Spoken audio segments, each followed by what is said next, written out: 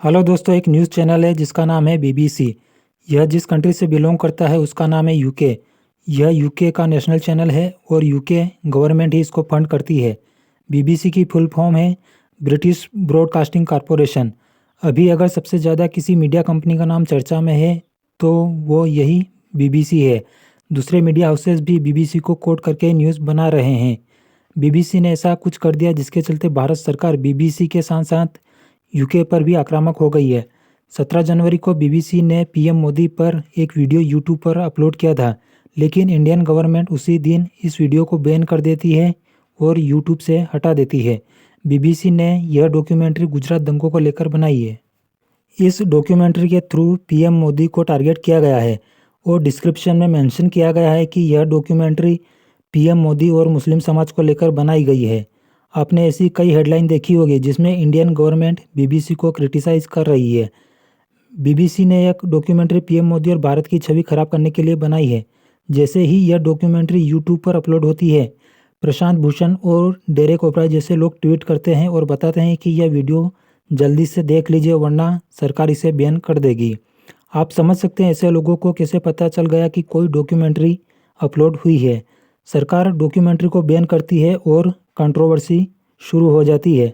भारत सरकार के विदेश मंत्रालय के स्पोकपर्सन ने कहा है कि बीबीसी के डॉक्यूमेंट्री ब्रिटिश सरकार की वही कॉलोनियल माइंडसेट को दर्शाती है जो 100 साल पहले हुआ करती थी और इसे एक प्रोपेगेंडा डॉक्यूमेंट्री बताया। अगर कोई डॉक्यूमेंट्री पीएम मोदी के खिलाफ बने और पाकिस्तान परस्त लोग शांत रहे, ये कैसे हो सकता है?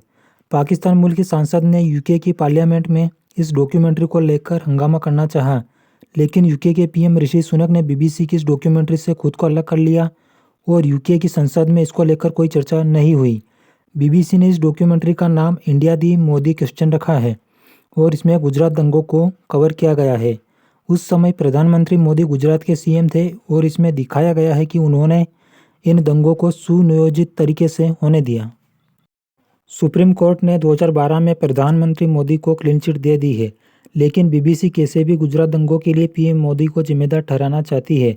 जैक स्ट्रा, जो उस समय यूके के फॉरेन मिनिस्टर थे, उनसे बीबीसी ने इंटरव्यू लिया जिसमें उन्होंने कहा कि उस समय यूके गवर्नमेंट ने अपने डिप्लोमेट से जांच करवाई थी और पता लगाया था कि इन दंगों में प्रधानमंत्री मोदी ने न्यूट्रल होकर स्टेट को एडमिनिस्ट्रेट किया है या नहीं। और बीबीसी ने इस इंटरव्यू को मैनिपुलेट कर दिया कि ब्रिटिश गवर्नमेंट को मोदी पर संदेह है। बीबीसी का मकसद 2002 के घावों को ताज़ा करके देश में आग लगवाना है। ट्विटर पर लोगों ने बीबीसी को आड़े हाथों लिया और याद दिलाया कि आप विंस्टन चर्चिल पर डॉक्यूमेंट्री क्यों नहीं बनाते। Winston Churchill second world war के समय यूके के प्राइम मिनिस्टर थे। उस समय इन्होंने पश्चिम बंगाल और आज के बांग्लादेश, जो उस समय भारत का ही हिस्सा थे, वहाँ से सारा अनाज यूके भेज दिया था, जिसकी वजह से बंगाल में अकाल पड़ा था और उस अकाल की वजह से बंगाल में 40 लाख लोगों की जान गई थी।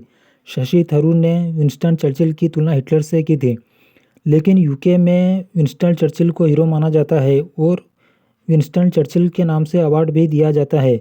जब बोरिस जॉनसन यूके के पीएम थे तो उन्होंने यह अवार्ड यूक्रेन के राष्ट्रपति जेलेंस्की को दिया था। यूके के कई बड़े पॉलिटिशियन ने बीबीसी की इस डॉक्यूमेंट्री को बायस बताया है और बीबीसी को फटकार लगाई है। उन्होंने कहा है कि इससे बीबीसी की ही क्रेडिबिलिटी कम हो गई। भारत के विदेश मंत्रालय के प्रवक्ता ने साफ कहा है कि जैक स्ट्रा सिर्फ यूके के फॉरेन मिनिस्टर थे और भारत यूके की कोई कॉलोनी नहीं है जिसमें यूके ने जांच करवाई हो। उन्होंने आगे कहा है कि जैक स्ट्रा भारत के जुडिशरी सुप्रीम कोर्ट से ऊपर नहीं है। सुप्रीम कोर्ट ने जो पीएम मोदी को क्लीन चिट दी है वो कोई 1-2 महीने या 1-2 सालों की जांच में नहीं दी गई है। ये जांच पूरे 10 साल चली और हर चीज़ को अलग अलग एंगल से जांचा गया था, तब जाकर पीएम मोदी को क्लीन चिट दी गई थी। बीबीसी ऐसी डॉक्यूमेंट्री अपने मसाले के लिए बनाता है। भारत के खिलाफ ऐसी खबरें चलाकर उसे ये सब मिल जाता है। बीबीसी ने कई देशों में अपनी ब्रॉडकास्टिंग बंद कर दी है। उसे यूके से भी पहले जितना फंड नहीं मिलता है। बीबीसी की इनकम के सोर्स बहुत कम बचे हैं। लोगों के ध्यान को अपनी ओर खींचने के लिए बीबीसी इस तरह के हथकंडे अपनाती है। बीबीसी ने भारत की इमेज खराब करने के लिए पहले भी नेगेटिव खबरें चलाई थी। बीबीसी ने ऐसी हरकत 2017 में काजीरंगा नेशनल पार्कों को लेकर की थी, जिसके खिलाफ सरकार ने एक्शन लेते हुए बीबीसी की एंट्री इन पार्कों में 5 सालों के लिए बैन कर दी थी। इस वीडियो में इतना ही।